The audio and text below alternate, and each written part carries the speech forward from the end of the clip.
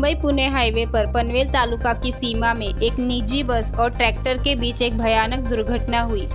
इस हादसे में बस 20 फीट नीचे जा गिरी।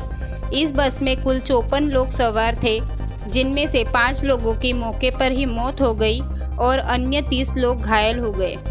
यह बस आषाढ़ी एकादशी के मौके पर पंढरपुर में यात्रा पर निकली थी।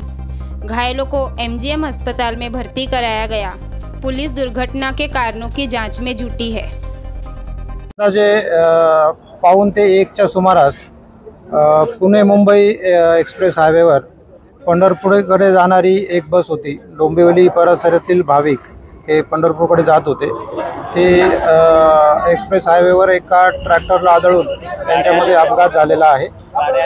बसमध्ये एकूण 54 लोक होते। त्यापैकी आतापर्यंत आपण 42 लोक MGM हॉस्पिटलला उपचारांसाठी हलवलेले आहेत।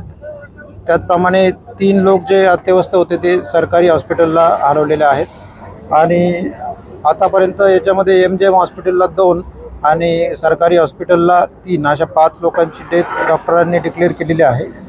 बाकीचे जे लोक आहेत त्यापैकी 7 ते 8 लोक जे आहेत त्यांची प्रकृती थोडीशी गंभीर आहे आणि बाकीचे लोक इतर लोक आहेत ते सेफ आहेत, त्यांच्यावर उपचार चालू आहे। सर ॲक्सिडेंट कसं झालं होतं? कुठे किती खाली बस गेली होती?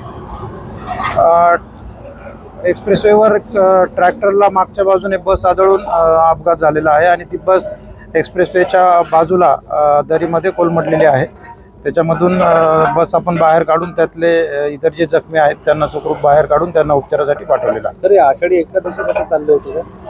हो, हे सगळे लोक पंढरपूर या ठिकाणी आषाढी एकादशीसाठी चाललेले होते। सर हे प्रवासी कुठले होते आणि कोण आयोजक वगैरे होते का यांच्याकडे काय? बहुतेक सारे प्रवासी हे डोंबिवली निळजे लोढा या भागातील रहिवासी होते।